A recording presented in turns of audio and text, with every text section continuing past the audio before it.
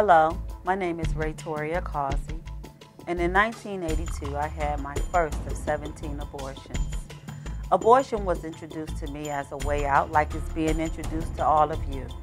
Abortionists say that women should have a right to choose, but what they don't tell you is the cost that you pay when choosing to end the life of your unborn child.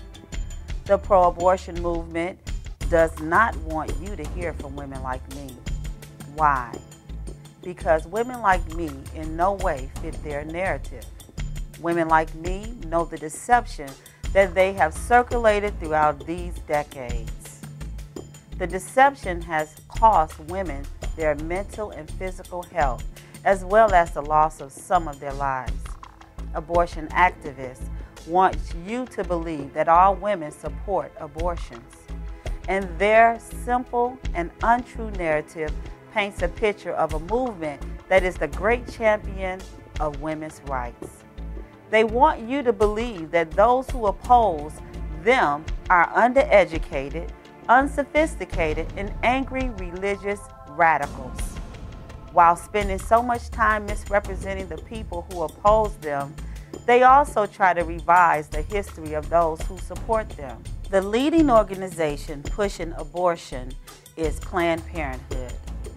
They continue to celebrate their founder, Margaret Sanger, as an advocate for women, but they take great measures to hide the true reasons Sanger began the organization. However, Sanger, in her own words, was very clear about the true mission of abortion and organizations like Planned Parenthood. She was destined to create what she considered the perfect race. And for Sanger, that did not include people she considered intellectually inferior, people born with birth defects, and most particularly, it did not include blacks. In 1939, Margaret Sanger strategized a plan referred to as the Negro Project, in which she said, and I quote, "We do not want word to go out that we want to exterminate the Negro population. And the minister is the man who can straighten out the ideal if it ever occurs to any of their more rebellious members." So she and her colleagues began aggressively reaching out to black preachers. They began inserting themselves as beacons of hope in the black community, with one intent and one intent alone: to exterminate the black population. I challenge you to do the research and discover this truth for yourself. I wish that this wasn't true, but I, like many others, have fallen into the statistics of Margaret Sanger's plan. Today, because of the Negro Project, it is reported that 35% of all abortions in America are performed on African American women. Here are some facts. Because there are no laws in place that require abortionists to report the number of abortions they perform, the numbers are sent on a volunteer basis and could be much higher. African American women make up 13% of the population, but have the highest abortion rate, making up over 1/3 of the overall abortions in the United States. And almost 1,800 black babies are aborted on average every day, and 16 million since 1973. Abortion is the #1 cause of death in the black community, and abortion clinics are largely located in black communities. And there have been climbing numbers of women who have died from abortion procedures.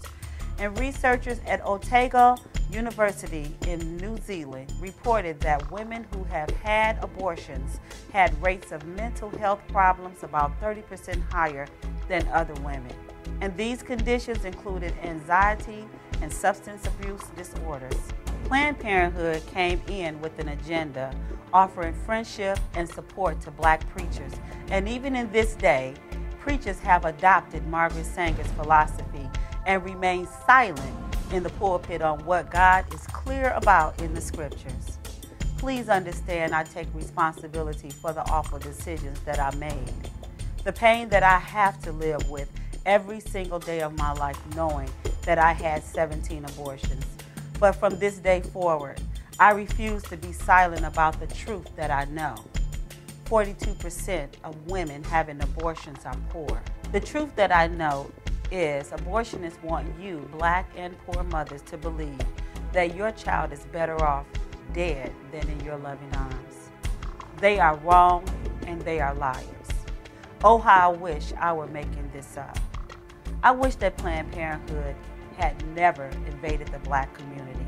I wish that pastors and teachers and people who knew the truth had spoken out to me.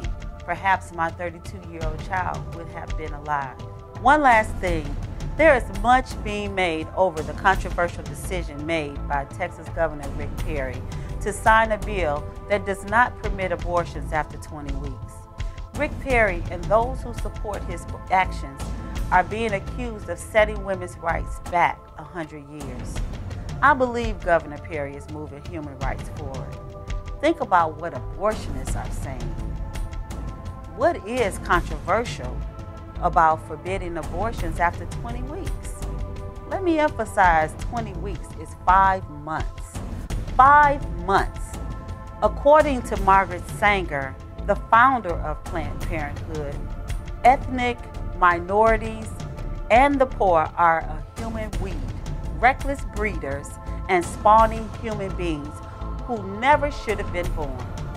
Please, don't just believe what I say or what anyone else tells you about abortion and its origin. I want you to get informed yourself and get the facts.